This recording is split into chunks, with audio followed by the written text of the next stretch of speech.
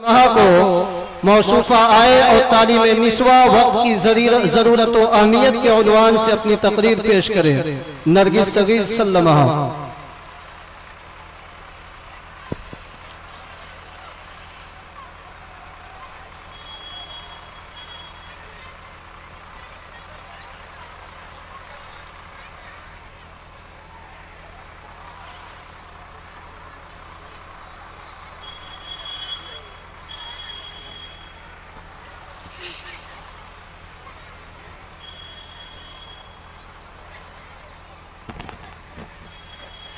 السلام علیکم ورحمۃ اللہ وبرکاتہ۔ نحمده ونصلي على رسوله الكريم اما بعد فاعوذ بالله من الشیطان الرجیم بسم اللہ الرحمن الرحیم قل هل يستوي الذين يعلمون والذين لا يعلمون وقال النبي صلی اللہ علیہ وسلم طلب العلم فریضۃ على كل مسلم۔ شاعر کہتا ہے تعلیم عورت کو بھی دینی ضروری ہے، تعلیم عورتوں کو بھی دینی ضروری ہے۔ لڑکی جو بے پڑھی ہو تو وہ بے شعور ہے۔ حسن معاشرت میں سراسر فطور ہے، حسن معاشرت میں سراسر فطور ہے، اور اس میں والدین کا بے شک قصور ہے۔ ان پر یہ فرض ہے کہ کرے بندوبست، ان پر یہ فرض ہے کہ کرے بندوبست، چھوڑے نہ لڑکیوں کو جہالت میں شاد و مست۔ حضرات گرامی، مذہب اسلام میں علم کی اہمیت کی سب سے بڑی اور واضح دلیل یہی ہے کہ اس کی تعلیمات و ہدایات کا آغاز اقرا سے ہوا ہے۔ آدم علیہ السلام کی تخلیق کے بعد سب سے پہلے اللہ تعالیٰ کی طرف سے جو چیز انسانوں کو عطا کی گئی وہ علم ہی ہے۔ کائنات عرض پر خلافت انسانی کی بنیاد علم ہی کو قرار دیا گیا ہے۔ حق و باطل، خیر و شر، نفع و نقصان اور زندگی کے سارے امور و معاملات کے مثبت و منفی پہلو کی تمیز و شناخت علم ہی کے ذریعے ہو سکتی ہے۔ علم تمام اعمال و عبادات کا مقدمہ ہے۔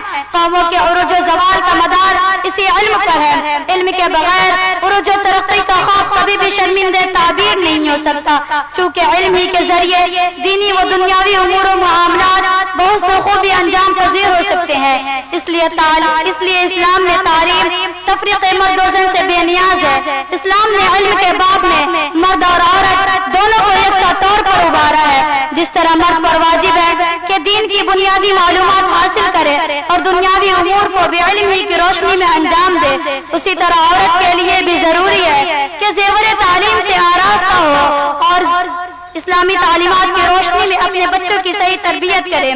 حضرات گرامی، یہ ایک ناقابل انکار حقیقت ہے کہ معاشرہ صرف مرد کے وجود سے نہیں بنتا، بلکہ عورت کا وجود اتنا ہی ضروری ہے جتنا مرد کا وجود ضروری ہے۔ عورت معاشرے کا نصف حصہ ہے۔ انسانی معاشرہ اس وقت تک صالح اور باکردار نہ ہو اور دونوں اسلام کے عطا کردہ ضابطۂ حیات کا مکمل طور پر کاربند نہ ہو۔ گویا مرد اور عورت دونوں انسانی معاشرے کی گاڑی کے دو پہیے ہیں۔ عورت جس سے کائنات کی نہرنگی قائم ہے، اس کی تعلیم و تربیت سے انحراف بھلا انسانی معاشرے کے لیے کیوں کر درست اور سود مند ہو سکتا ہے۔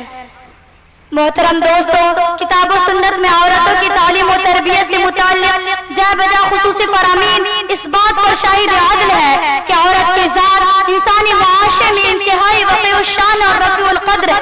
ایک عورت کی ذات قابل احترام اور مستحق فضل و شرف کیوں نہ قرار پائے کہ قیامت کے دن مردوں کو حاصل ہونے والا سب سے بڑا اعزاز اسی کی تعلیم و تربیت اور پرورش پرداخت کا رہین منت ہے۔ آپ نے فرمایا من عال جاریتین حتی تدرک دخلت انا وهو فی الجنت کہاتین، کہ جو شخص دو لڑکیوں کی کفالت و تربیت کرنے میں کامیاب ہو جائے وہ جنت میں آپ کے قریب ہوں گے۔ آزاد خواتین کی تعلیم و تربیت کی بات تو اپنی جگہ اہمیت کا حامل ہے ہی، لیکن اسلام نے بانگیوں کی تعلیم و تعدیب پر بھی بہت زور دیا ہے۔ ان کے حسن تعلیم و تربیت اور اعتاق و تزویج پر دور اجر کی بشارت سنائی ہے۔ حضرات، تعلیم نسواں کے سلسلے میں اسلام کی ان سنہری تعلیمات و ہدایات کا نتیجہ اور اثر ہے کہ کل تک عورت جو علم و ادب سے ناآشنا تھی آج اس کی نگہبان و محافظ بن گئی، اور دنیا فکر و عدم میں جس کا کوئی وجود نہیں تھا وہ آفتاب علم و ہدایت بن کر چمکنے لگی۔ قرون اولیٰ میں مردوں کی طرح عورتوں نے بھی باضابطہ اپنے آراستہ کیا اور معاشرے کو صالح اور خوشگوار بنانے میں کلیدی کردار ادا کیا. ان کے اندر حقیقی ایمان تھا, انہیں شوہر اور دیگر خیش و اقارب کے حقوق کا پتہ تھا, بچوں کی تعلیم و تربیت کا سلیقہ معلوم تھا اور خانگی ذمہ داریوں سے وہ بخوبی واقف تھی. نتیجتاً پورا معاشرہ امن و سکون کا گہوارہ بنا ہوا تھا. مرد اور عورت دونوں کے دل و دماغ یکساں طور پر خوف الہی سے معمور تھے. ہر ایک کی عزت و آبرو محفوظ تھی. بے حیائی, بے پردگی, زناکاری و بدکاری اور فسق و فجور جیسی اخلاقی قباحتیں معدوم تھی اور ہر سو ایک دوسرے کے تئیں عزت و احترام, ہمدردی و غمخواری کے جذبات عام تھے. لیکن جیسے جیسے چراغ علم بجھتا گیا, جہالت کی تاریکیاں پھیلتی گئی, ویسے ویسے شرک و بدعت اور دیگر اخلاقی برائیاں عروج پذیر ہوتی گئی. خاص طور پر خواتین جب ناخواندہ, اصول تربیت سے ناآشنا, مبادئات دین سے ناواقف اور خانگی امور کے انجام دہی سے نابلد ہو گئی تو معاشرے فساد کا شکار ہو گئے. حضرات, بچوں کی تعلیم و تربیت گھریلو ماحول کو خوشگوار بنانے میں ماں کا سب سے بڑا رول ہے.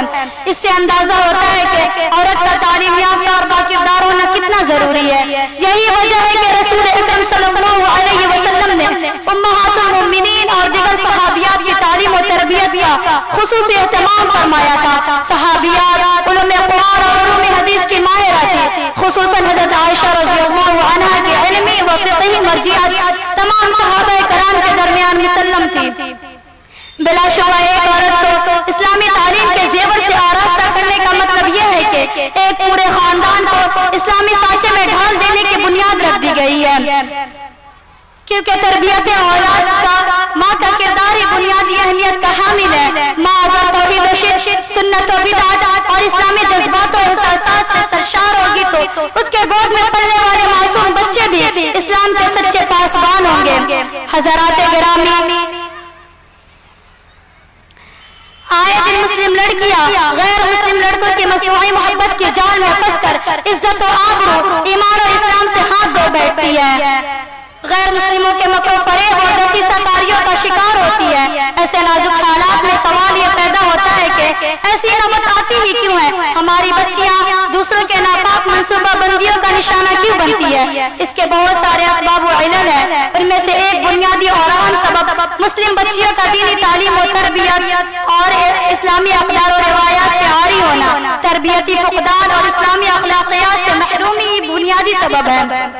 حضرات, ایسے نازک اور پرآشوب حالات میں ماں کی ذمہ داری تربیت اولاد کے سلسلے میں شدید سے اشد ہو گئی ہے. ماں ایک بہترین استانی و معلمہ کا کردار تب ادا کر سکتی ہے جب وہ خود اسلامی تعلیمات و آداب سے آشنا اور زیور تعلیم سے آراستہ اور دینی جذبہ سے سرشار ہو. یہ ساری مطلوبہ خوبیاں ماں کے اندر حصول علم کے بغیر پیدا نہیں ہو سکتا. انہیں چند باتوں پر میں اس شعر کے ساتھ اجازت چاہوں گی. وہ قوم کسی شان کی حقدار نہیں ہے, وہ قوم کسی شان کی حقدار نہیں ہے جس قوم کی عورت ابھی بیدار نہیں ہے. دلہن کے لیے زیور تعلیم سے بڑھ کر, دلہن کے لیے زیور تعلیم سے بڑھ کر تحفہ کسی بابل کا کوئی اور نہیں ہے. وآخر دعوانا الحمدللہ رب العالمین. ماشاءاللہ, ان کے والد صاحب کی طرف سے اور اسی طریقے سے مہتاب سر کی طرف سے انعام آیا ہے, اللہ قبول فرمائے. حضرات گرامی, آئیے پھر سے میں تقریر پیش کرنے کے لیے دعوت اسٹیج دیتا ہوں بشرا علاؤالدین سلمہ درجہ عربی اول کو, جس کی تقریر کا عنوان ہے حضور اکرم صلی اللہ علیہ وسلم کی آمد مسعود و محمود. موصوفہ آئے اور اپنی تقریر پیش کرے. بشرا علاؤالدین سلمہ.